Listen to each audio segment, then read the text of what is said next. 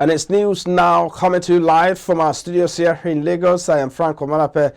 President Muhammadu Buhari on Monday said he was now convinced beyond any reasonable doubt that the forthcoming general elections will be a huge success, with the level of preparedness by the Nigeria police force ahead of the all-important polls. President Buhari stated these are the commissioning of a wide assortment of operational assets required to strategically improve the operational capability of the force, particularly in crowd control and anti-riot operations at Force Headquarters Abuja. He assured Nigerians and the international community of his administration's commitment towards peaceful, free, fair and credible polls, and sought total cooperation from all and sundry towards making it a reality. The Inspector General of Police, Usman Al-Khalib Ababa, assured that the police was fully prepared to provide the needed adequate security for the smooth conduct of the forthcoming general elections to make it the best in the history of the country. He assured that there was no cause for concern from any quarters, as the police force under his watch had embarked on a series of measures to make the elections a huge success, as promised by President Muhammadu Buhari. The equipment commission included a total of 127 operational vehicles such as Toyota Hilux pickup vans, Zahab Classic pickup vans, Meccano Rich 6 pickup vans, anti-riot water cannons, armored personnel carriers, Toyota Land Cruiser Prado Jeeps, Toyota Coastal buses, Toyota hires ambulances, Meccano trucks and crowd control barriers vehicles, among others. As part of preparations for the conduct of the polls, the IGP is also holding a crucial meeting with senior police officers from the rank of officers or ranks of officers of the police and above at the force headquarters in Abuja. Less than 12 days to general elections, the Independent National Electoral Commission has said that election will not hold in 240 polling units across 28 states and the Federal Capital Territory. The INEC chairman, Mahmoud Yakubu, stated these during a meeting with political parties Monday.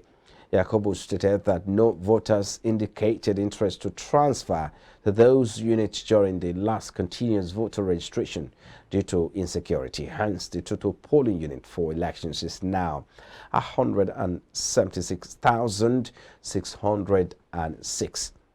He noted that the Commission will make a comprehensive list of these polling units.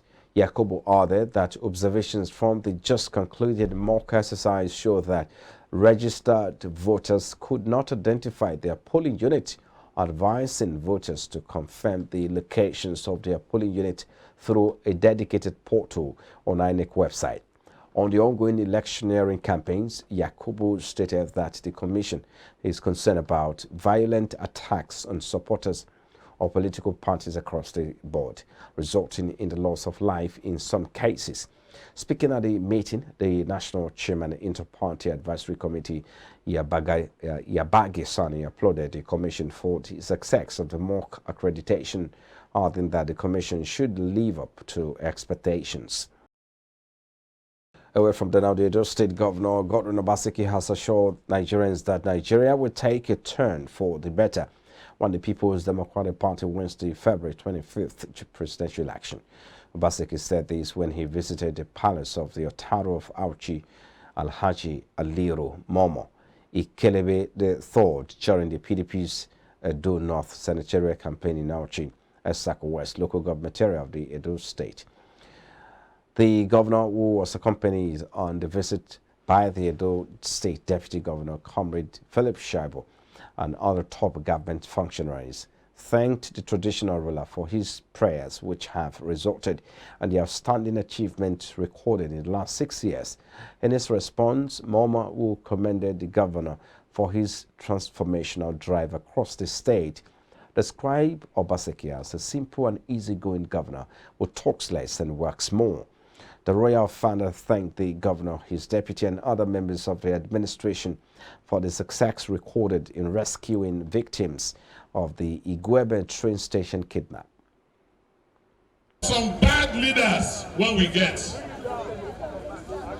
The day when we remove those leaders, Nigeria will start to do well. On the 25th of this month, we will start that process.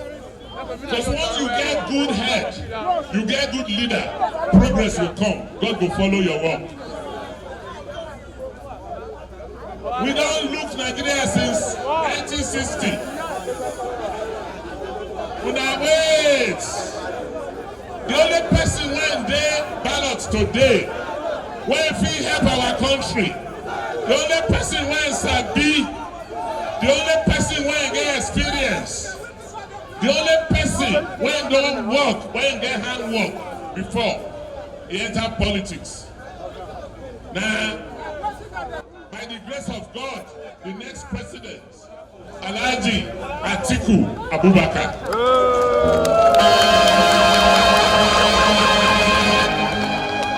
I don't know whether now let me the verse. Why we the verse? Hunger too much. Hunger too much. That's why we the verse. Before APC come, hunger there like this. Who bring hunger? APC. We will vote again. We will vote for them again. I hear say even the money where we know they get for bank, I hear say they don't go steal am. I hear say they don't go steal am because they don't get anything to show. We won't vote. No, so we just go vote. So I dey beg now. They go come with every different things. They don't talk say we na commodity. On that day we'll show them say we no be commodity. Do we still want to continue to suffer? No! So come out in large numbers to come and vote the PDP all the way from the State House of Assembly up to the presidential election. You must go out and mobilize everybody to come.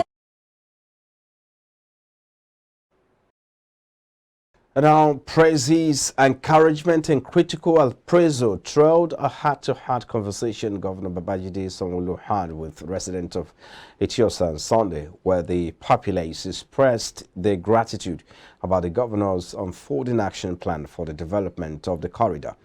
The town hall meeting held at the Monarch along Lekki Expressway also offered the Etiosa residents an opportunity to air their concerns and share tips on how the state government can improve infrastructure in the corridor.